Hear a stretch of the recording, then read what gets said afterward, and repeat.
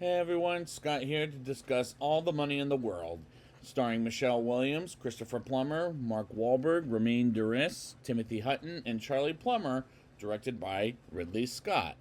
Now, before I get into this movie, there's stuff that happened on the set of this movie. Like, it was supposed to be Kevin Spacey in the Christopher Plummer role until news came up and said he molested some boys, young boys, let's say, and then he got removed, and then we got Christopher Plummer in the role now. So that was a bit of interesting news that and this was announced like 2 months before the. Well, it was originally going to come out in like October or November or something like that. I forget. And then they moved it to Christmas Day of the year that it came out. I think it was 2017, if memory serves me right. I forget. But further ado, let's get into the movie. The year is 1973. We get a young John Paul Getty, the third, played by Charlie Plummer, and I'm going to call him John Paul for the rest of the show, walking around Rome until he sees a few strippers and some men capture him and hold him hostage for ransom purposes, which is what the plot of the movie is. And we move on to July 10th. Nancy tells his father, J. Paul Getty, played by Christopher Plummer, John Paul has been captured. And we go back to when J. Paul, that's Christopher Plummer's nickname in this show, was younger, and making him look younger was a terrible idea, as he's in the Saudi desert to talk about oil and makes an oil tank in France, to having an interview with Playboy. And the cinematography is beautiful in this movie, but I don't like the character of J. Paul Getty. Despite Christopher Plummer does a good job at portraying the character and making me hate J. Paul Getty, the man himself, and it will be explained why later in the movie.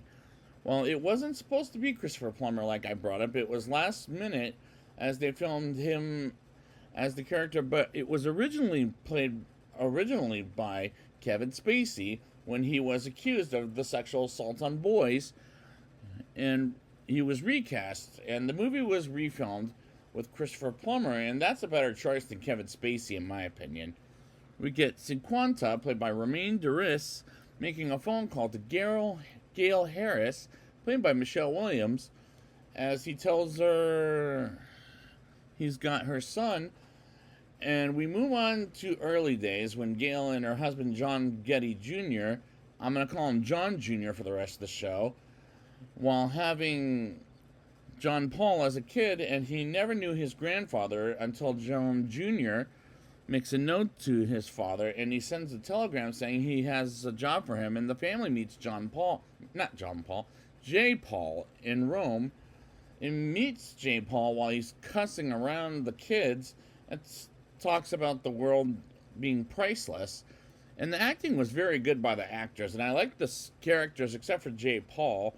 And I'll get to why, like I said, later in the show, while J. Paul offers John Jr. a job at the EVP, of J. Paul's company, while John Paul looks at J. Paul's letters as part of the job. And I like how charismatic Christopher Plummer is.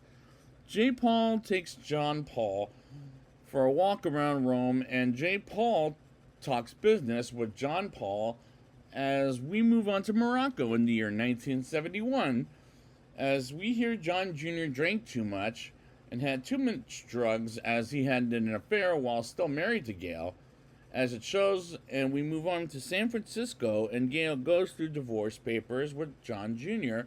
while J. Paul is there, and she ends up taking custody of John Paul, as J. Paul has all the money in the world, which is the title of the movie, while John Paul is upset with his mother about moving back to San Francisco, and Gail calls J. Paul about the kidnapping of his grandson, as he refuses to pay a dime for John Paul's ransom, as he calls Fletcher Chase, played by Mark Wahlberg. And I've got to say, he was the least impressive character other than J. Paul Getty, in my opinion, but I liked him throughout the movie. Why the fuck is J. Paul being such a fucking asshole about paying for the ransom of his grandson, while John Paul has grown attached to his grandfather over the years? As the writing in this is realistic, but it also works at the same time. Fletcher briefly introduces himself to Gale while talking about a painting, and Fletcher sees J. Paul. And Fletcher is a badass character, as Mark Wahlberg plays these types of characters quite well when they walk together, telling him about Gale and talking about an inexpensive way to get his grandson back is a great shot, as the shots in this is tremendous. And Fletcher officially introduces himself to Gale, and he says he's here to help with John Paul's kidnapping. And honestly, the character of Fletcher Chase did grow on me, and he offers to come with her to Rome by plane. And as they arrive, Gale has a brief word with the press, and the plot is realistic to the point it is a little too intense. And the movie does do a good job with intensity. While in prison, John Paul smokes a cigarette with the kidnappers, while one of them kidnappers talks about how he doesn't understand Americans. Go figure. As they ask John Paul to write and beg his mother to pay the fucking ransom. I meant ransom, not random. While they feed him, and John Paul sees the kidnapper's face and threatens to blind John Paul's eyes and gives him a signature handshake, and that scared me to death. Like, I thought he was going to harm John Paul, and the intensity works for this movie's case, and director Ridley Scott pulls off intensity pretty good in this movie. Fletcher follows a strange car to a communist, and he meets with Cinquanta, as Fletcher knows he doesn't have the kid and tells him about John Paul's self-kidnapped, and being all saying, and asks Gale about the joke and explains the word unless if he's in on it, while Fletcher visits J. Paul and talks to him about jokes, which kind of annoying, and self-kidnap as kids do stupid things in general, which is true in life, as I did stupid things as a kid, while one of the kidnappers takes John Paul to a place to take a leak on the tree, as he turns around without having his mask on. And I'm led to believe he's been killed, but instead the motherfucker without the mask was killed, but they see a burned up body as it doesn't belong to John Paul, while Fletcher coughs, which was hilarious. And I'm like, thank God it wasn't John Paul, but the asshole without the mask, as on earlier, as I was happy it wasn't John Paul, but at the same time the movie is kind of dragging for me, as it's a little bit too long for me. They send in a team to looking for John Paul, while Fletcher knows what will happen if too many men are out there looking for him, as there's a bit too many, as he tells the person in charge to pull some of them back, as one of the kidnappers is taking a dump and grabs a gun and just gets shot dead, but John Paul isn't in that building anymore. Excuse me. But Gale does find his jacket with some keys, and we move on to a scene that I personally didn't find necessary, which was the sewing place, I think. But the kidnappers take John Paul to another location, while Fletcher tells J. Paul they're not making progress, as he tells them to pay the ransom, and he says not, while I'm thinking, for fuck's sakes, just pay the goddamn ransom already, as J. Paul is taking too long to pay the motherfucking ransom. Cinquanta calls Gale as she wants to talk to John Paul, and Fletcher offers to pay $2,000, and Cinquanta hangs up as it's not a deal, and Gale wants Fletcher out of the picture, and nighttime comes and Cinquanta calls for saying they jacked up the price to $7 million, while J. Paul goes to an art dealer and tries to make a deal for art, and he buys a painting, and I thought, what the fuck is he dealing for art instead of paying for John Paul's motherfucking ransom? And I'm thinking, Jesus Christ, this movie is taking too long to get to the fucking point. While the kidnappers gives John Paul a steak to eat, as the kidnappers celebrate, while John Paul lights a fire outside, and he tries to escape. And I thought, what the hell is he doing at this point? And he briefly escapes. And there's a fire out their area. And how in the hell are these kidnappers stupid? And that scene made some bad choices, as it was painful.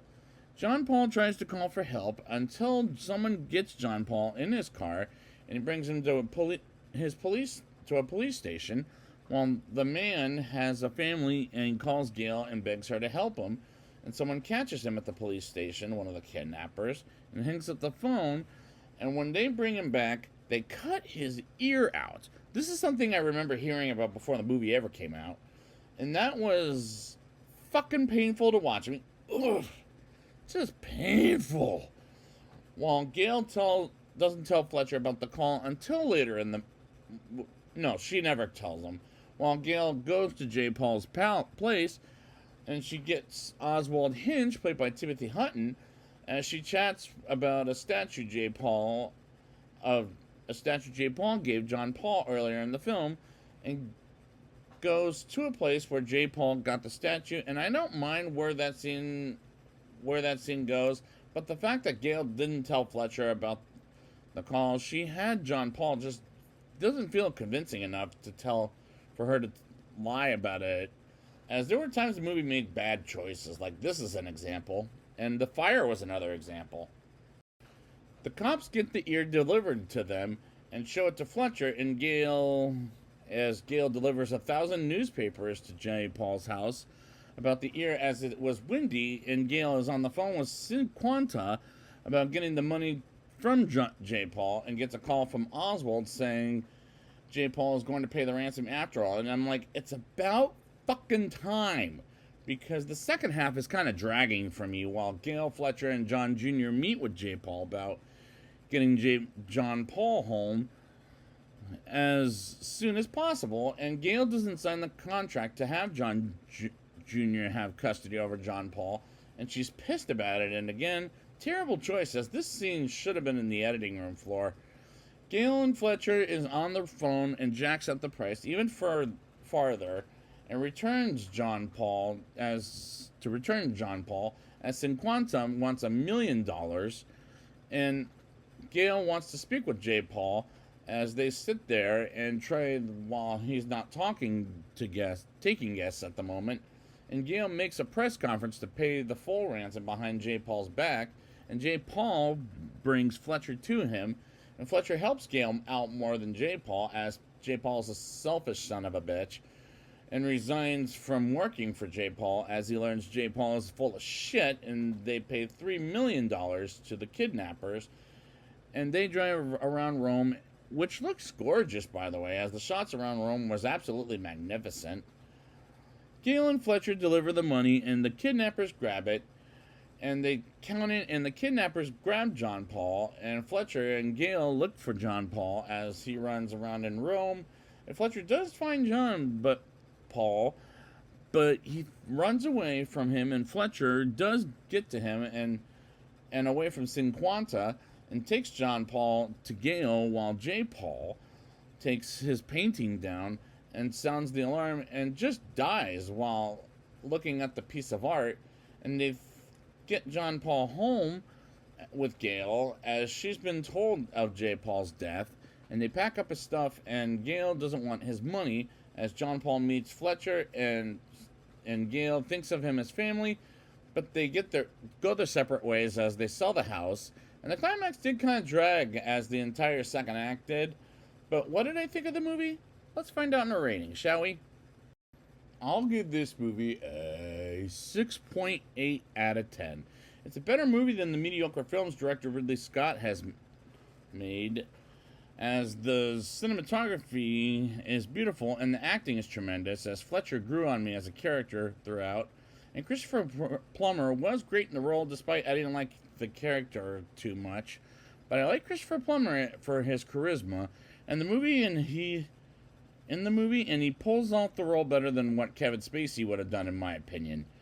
Director Ridley Scott pulls off intensity pretty good in this movie, while the shots are fantastic throughout, and the plot is realistic, as this is inspired by a true story, as it works well like that.